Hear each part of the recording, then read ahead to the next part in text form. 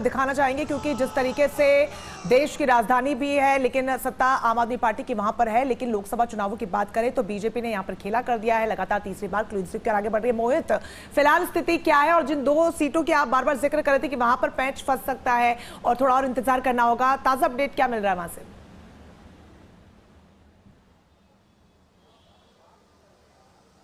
देखिए, जो अभी लेटेस्ट अपडेट है उसके मुताबिक जो ईस्ट की सीट है, ईस्ट पर भी वही 10,189 वोट से जो है वो आम आदमी पार्टी पिछड़ रही है और ऐसी ही स्थिति जो है 10,000 समथिंग वोट से जो है वो चांदनी चौक की स्थिति है। तो अभी तक ये स्थिति बनी हुई है इन दोनों सीट्स का, जिनका जिक्र कर रहे हैं। और आपको समझना होगा कि इसका भौगोलिक गणित जो है वो काफी हद तक इन दोनों पार्टियों को सूट करता है। और ईस्ट दिल्ली की वो सीट है जिस पर कि आम आदमी पार्टी ने नॉन रिजर्व सीट पर एक दलित कैंडिडेट को उतारा था। ये इसका फायदा आम आदमी पार्टी को मिलेगा, ये आम आदमी पार्टी का दावा था। हालांकि अभी वो एक तरीके से सीट में कन्वर्ट होता हुआ नहीं दिख रहा है, ये स्पष्ट है। लेकिन कितनी देर में ये लीड खत्म कर पाएंगे और खत्म कर भी पाएंगे या नहीं कर पाएंगे, इसको लेकर कई सवाल हैं। मोहित, 4 सीटों पर आम आदमी पार्टी ने अपने कैंडिडेट्स उतारे थे और बाकी गठबंधन में कांग्रेस की तरफ से उम्मीदवार उतारे गए थे। क्या इसका डेंट झेलना पड़ रहा है, इस तरीके से समझे इसे?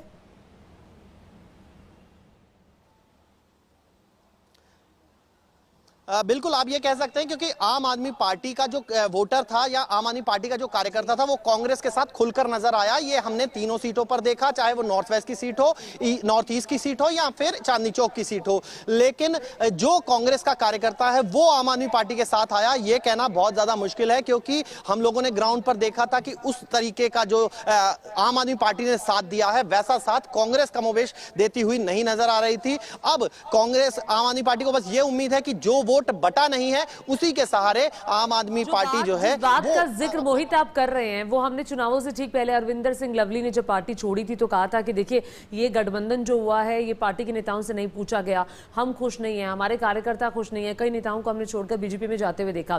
तो देखिए सवाल ये है कि कंफर्टेबल नहीं हो पाता कार्यकर्ता उस पार्टी के साथ जिस पार्टी ने कांग्रेस पार्टी पर भ्रष्टाचार के आरोप लगाए।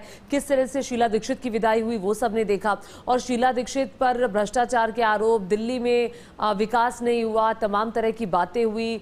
और उसके बाद शायद ये भी एक वजह है कि कांग्रेस पार्टी का कार्यकर्ता खुल करके आम आदमी पार्टी के साथ खड़ा नजर नहीं आया।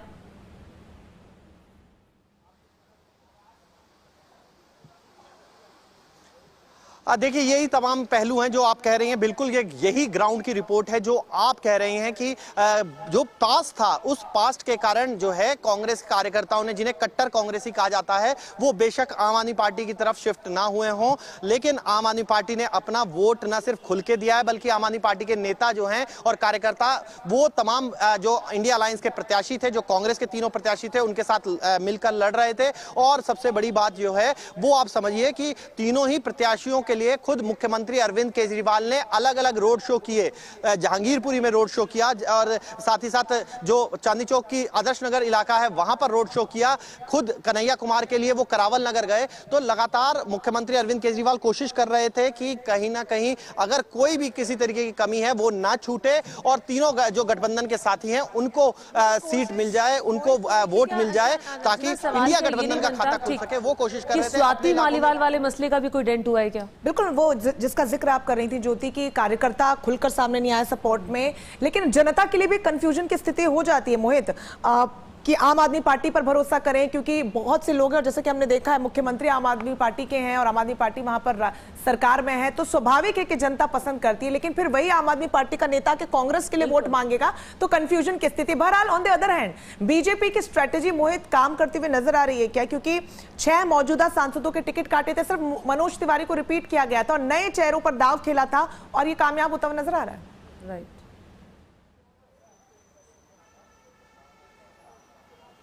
बिल्कुल जो आप कह रही हैं ये एक बहुत बड़ा फैक्टर है। जो 6 सांसदों की, मौजूदा सांसदों की टिकट कटी है, उनकी एंटी इनकम्बेंसी बीजेपी को नजर आ गई थी कि उनकी एंटी इनकम्बेंसी बहुत ज्यादा है। यही वजह है कि जो 7 लाख का मार्जिन नॉर्थ जो वेस्ट दिल्ली सीट पर 7 लाख का जीत थी, विक्ट्री थी 7 लाख से, वो अब अभी तक 29,000 के आसपास कहीं ना कहीं लीड जो है वो चलती हुई नजर आ रही है। तो ऐसे में इस बात का अंदाजा था, यही वजह है कि नॉर्थ ईस्ट की छोड़कर बाकी 6 सीटें ये पहला स्टेट है। रही आगे अपडेट्स आप लेंगे बात। पश्चिम बंगाल भी महत्वपूर्ण राज्य बना हुआ है। भारतीय जनता पार्टी ने यहाँ पर ताकत झोंक दी थी, लेकिन बड़ी जानकारी जो सामने आ रही है कि बीजेपी को यहाँ पर बड़ा नुकसान हुआ है। बिल्कुल, बहुत बड़ा सेटबैक बीजेपी के लिए, क्योंकि बीजेपी उम्मीद कर रही थी कि उसको 22 से 25 सीटें मिल जाएंगी और एग्जिट पोल भी हमने देखा था रंजना कि 25 सीटों तक बीजेपी को बता रहा था, लेकिन शायद पश्चिम बंगाल को पढ़ने में बीजेपी के नेता भी कामयाब नहीं हो पाए। हालांकि बीजेपी की तरफ से पूरी ताकत झोंकी गई थी पश्चिम बंगाल में। प्रधानमंत्री नरेंद्र मोदी के back to back Amit Shah, JP Nadda, BJP के बड़े बड़े नेताओं को हमने देखा, लेकिन बीजेपी ने बड़ा डेंट किया है। ये देखिए दिल्ली आपके सामने 30 सीटों पर टीएमसी आगे चल रही है, बीजेपी 11 सीटों पर, कांग्रेस पार्टी के पास एक सीट आती हुई। तो पश्चिम बंगाल का ये सेटबैक जो है वो टैली पर असर डाला है। टीएमसी के सेलिब्रेशन की जो तस्वीरें हैं, खुशी की तस्वीरें हैं, होली का त्योहार जरूर नहीं है, लेकिन हमारा देश कुछ ऐसा है कि होली दिवाली मन ही जाती है और मौका जब भी चुनाव के नतीजे हो। बिल्कुल, और टीएमसी के कार्यकर्ता समर्थक देखिए किस तरीके से जश्न मना रहे हैं और जीत के नारे यहाँ पर लगा रहे हैं। ये जो तस्वीर है, ममता बनर्जी बार बार ये कह रही थी कि भारतीय जनता पार्टी का कुछ होगा नहीं, और बीजेपी, नरेंद्र मोदी हो, अमित शाह, ये तमाम दिग्गज रैली करने के लिए पहुंच रहे थे। एग्जिट पोल से लेकर जो बड़े बड़े वरिष्ठ पत्रकार हैं, बहुत सारे पत्रकार पश्चिम बंगाल गए, सबने बात की कि नहीं, इस बार 18 सीटें जो पिछली बार मिली थी उसको भी रिटेन नहीं कर पाई है बीजेपी। 18 से कहां 22 और 25 पर जाने की बात थी। 2019 में 18 सीटें बीजेपी को मिली थी और 22 सीटें टीएमसी ने हासिल की थी, लेकिन उन सीटों को भी बीजेपी रिटेन नहीं कर पाई है, उसको नहीं हासिल कर पाई है।